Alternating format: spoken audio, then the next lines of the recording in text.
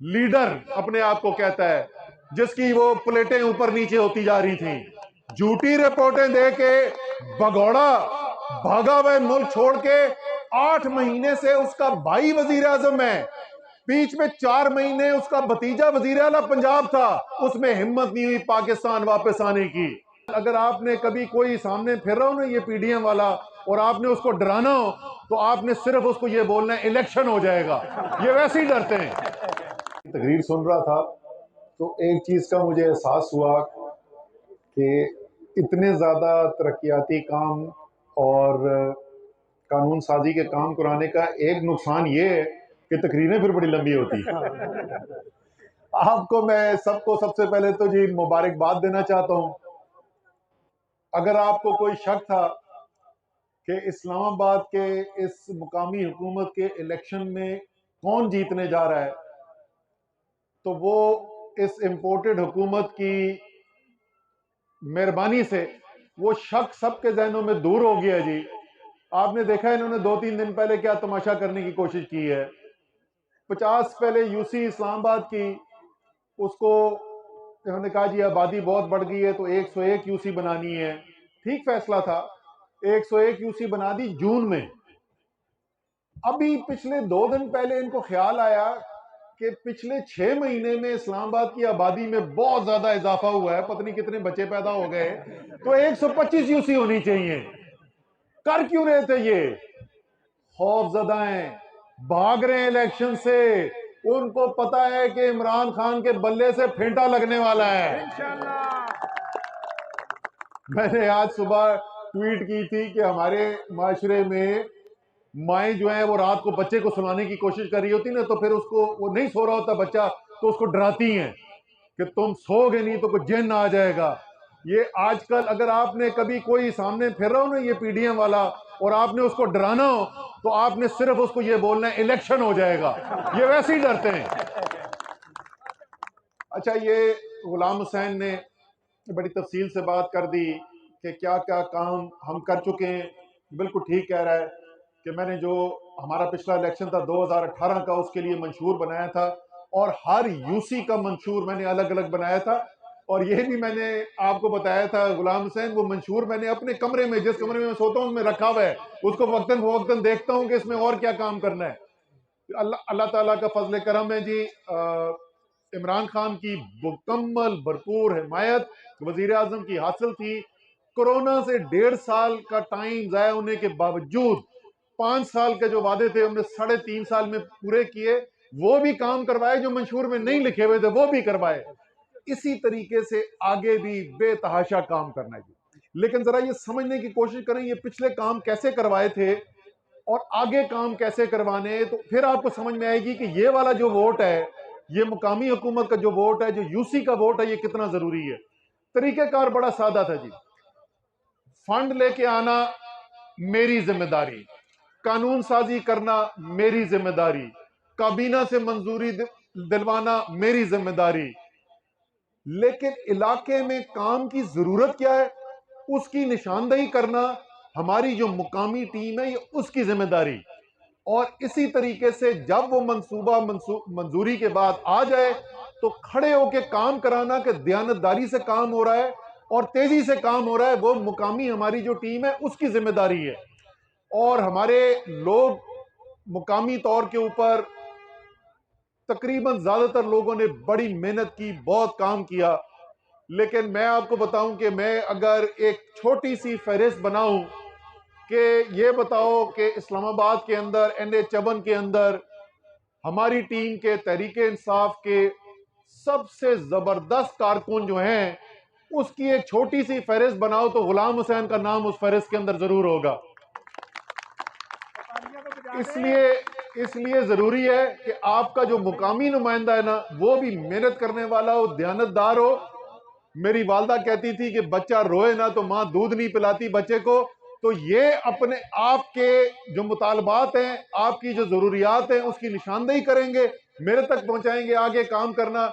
اس وقت وزیر اعظم تو بیچارہ ایک آدمی ہے جس کو ابھی تک یہی نہیں سمجھ میں آئی اس کو وزیر اعظم بنا کیوں دیا ہے، لیکن مہینوں کی بات ہے بحث صرف یہ ہے کہ 3 مہینے کی بات ہے کہ 6 مہینے کی بات ہے کہ 8 مہینے کی بات ہے. سارے پاکستان کو پتا ہے کہ اگلا وزیر اعظم دوبارہ سے عمران خان بننے جا رہا ہے, تحریک انصاف کی حکومت بننے جا رہی ہے. انشاءاللہ تعالی جہاں سے کاموں کا سلسلہ ٹوٹا تھا وہیں سے کاموں کا سلسلہ دوبارہ شروع ہوگا. لیکن مجھے بازو چاہیے گراؤنڈ کے اوپر, مجھے یہ ٹیم, آپ کو جو پینل آپ کے سامنے کھڑا ہوا تھا, مجھے یہ لوگ چاہیے گراؤنڈ کے اوپر, تاکہ اس یو سی کے اندر پورا بھرپور طریقے سے وہ کام کر سکے جو آپ کا حق بھی بنتا ہے اور آپ کی ضرورت بھی ہے. آخر میں صرف آپ کو یہ کہوں گا, ذرا سا یہ سمجھنے کام کیا ہوئے یہ تو آپ نے سن لیا, کیوں ہوئے ذرا یہ سمجھنا آپ کے لیے بہت ضروری ہے. یہ بہت ضروری چیز ہے کہ آپ کو سمجھ میں آئے کہ یہ پچھلے 20 سال 30 سال میں کام کیوں نہیں ہوتے تھے. کیوں اسلام آباد میں 20 سال میں کوئی کالج نہیں بنا اور ایک ہی وقت میں 4 کالج جو ہیں صرف NH1 میں ہم نے بنا دیے. کیوں پچھلے 20 سال 30 سال کے اندر پورے NH1 کے اندر صرف ایک بنیادی صحت کا مرکز تھا اور ہم نے ایک وقت کے اندر 6 بنیادی صحت کے مرکز بنانے شروع کر دیے. سڑکیں, گلیاں, پانی, سیوریج, جو چیز کا آپ نے وجہ کیا ہے؟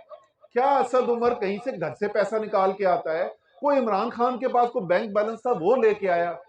فرق سمجھ لیں جناب, کیونکہ یہ پاکستان کی جنگ ابھی ختم نہیں ہوئی ہے جس کی میں بات کرنے جا رہا ہوں. یہ اس وقت بڑی جنگ ہے پاکستان کی جو عمران خان لڑا ہے اور ہم ساتھ لڑ رہے ہیں. ہمارے خیال میں یہ ملک کسی خاندان کا نہیں, کسی طاقتور طبقے کا نہیں, کسی بند کمرے میں فیصلہ کرنے والوں کا نہیں, کسی بیرونی آقا کا نہیں. یہ ملک صرف اور صرف آپ کا ملک ہے, پاکستان کے عوام کا ملک ہے. میں بار بار ہر جگہ بولتا, میں جہاں جاتا ہوں جی لوگ دعائیں دیتے ہیں, شکریہ کرتے. ابھی بھی جلسے کے اندر آپ نے سنا جی کہ بڑا اسد عمر نے کام کرایا. میں ہر جگہ یہ کہتا ہوں کوئی پیسہ میرا نہیں تھا جی, یہ آپ کا پیسہ تھا. صرف یہ کیا ہے جو آپ کا پیسہ ہے وہ آپ کے کاموں پہ لگ رہا ہے, کیونکہ یہ حق آپ کا ہے. یہ کوئی احسان نہیں کیا آپ کے اوپر اسد عمر نے, یہ آپ کا حق ہے. اور اس وقت جو جنگ ہو رہی ہے وہ جنگ ہی ہے. پاکستان کا مالک کون ہے؟ کیا پاکستان کے مالک چند خاندان ہیں؟ کیا پاکستان کے مالک اس کی کرپٹ اشرافیہ ہے؟ کیا پاکستان میں کسی کو یہ اختیار ہونا چاہیے کہ وہ بند کمروں کے اندر بیٹھے اور پاکستان کے 22 کروڑ عوام کے فیصلے کر دے؟ یا یہ حق صرف اور صرف پاکستان کے عوام کو حاصل ہے؟ یہ بڑی جنگ ہے جس کو لڑ رہے ہیں, جس کے لیے آپ کے سامنے وعدہ کیا تھا عمران خان نے. کیا بولا تھا جی آج سے چند مہینے پہلے؟ کہ لوگ مجھے کہتے ہیں, یعنی عمران خان کو کہتے ہیں کہ آپ کی جان کو خطرہ ہے, لیکن میری جان سے زیادہ اس قوم کی آزادی ضرورت ہے, اس لیے میری جان بھی چلا جائے تو آپ کی آزادی کی جنگ لڑوں گا, اور اس نے کر کے دکھایا ہے. میں آپ کو بتاؤں, جس دن وزیر آباد میں گولیاں چلی ہیں اس سے ایک دن پہلے, ایک شام پہلے میرے پاس پہلے چیف سیکرٹری پنجاب کی فون کال آئی. انہوں نے کہا کہ جی سیکیورٹی رپورٹ آ رہی ہیں, بہت خطرہ ہے. پھر میرے پاس وزیر اعلیٰ پنجاب پرویز الہی کی فون کال آئی. انہوں نے کہا کہ جی خان صاحب نو سمجھاؤ, بڑا خطرہ ہے. میں نے خان صاحب کو فون کیا, میں نے کہا جی یہ ساری کالیں آ رہی ہیں. خان صاحب نے کہا یار ہاں مجھے بھی رپورٹ آ رہی ہے کہ واقعی میں خطرہ تو ہے, لیکن اسد جب تک ہم عوام کے اندر نکلیں گے نہیں تو جو ہم چاہتے ہیں, جو حقیقی آزادی ہم چاہتے ہیں, وہ حاصل کیسے ہوگی؟ تو اب جو کچھ بھی کرنا ہے اللہ کا نام لے کر, اللہ توکل کر کے نکلنا ہے عوام کے اندر. وہ نکلا, وہ شیر مرد نے گولیاں کھائیں اپنے اوپر, اور آپ نے دیکھا تھا جی فرق. وہ ایک جو ہے لیڈر اپنے آپ کو کہتا ہے, جس کی وہ پلیٹیں اوپر نیچے ہوتی جا رہی تھیں, جھوٹی رپورٹیں دے کے بھگوڑا بھاگا ہوئے ملک چھوڑ کے. 8 مہینے سے اس کا بھائی وزیر اعظم ہے, بیچ میں 4 مہینے اس کا بھتیجا وزیر اعلیٰ پنجاب تھا, اس میں ہمت نہیں ہوئی پاکستان واپس آنے کی. اور خان کو آپ سب نے دیکھا ہے, 4 گولیاں لگی ہوئی تھیں. جب کنٹینر سے اتر رہا تھا تو کیا کر رہا تھا خان؟ ایسے کھڑا ہو کے شیر کی طرح باہر نکلا ہے. تو جب لیڈر شیر ہو دیانتدار ہو، ٹیم محنتی ہو، دیانتدار ہو، تو کیوں کام نہیں ہوں گے؟ انشاءاللہ تعالیٰ پہلے بھی آپ نے کام ہوتے دیکھے تھے، آئندہ اس سے بھی زیادہ کام ہوتے دیکھیں گے انشاءاللہ تعالیٰ مل کر اسلام آباد کو اور بہتر بنائیں گے، پاکستان کو اور بہتر بنائیں گے، انشاءاللہ وہ ملک بنائیں گے جس کے لیے قائد اعظم نے جدوجہد کی، جس کا خواب علامہ اقبال نے دیکھا۔ تیار ہے ساتھ چلنے کے لیے؟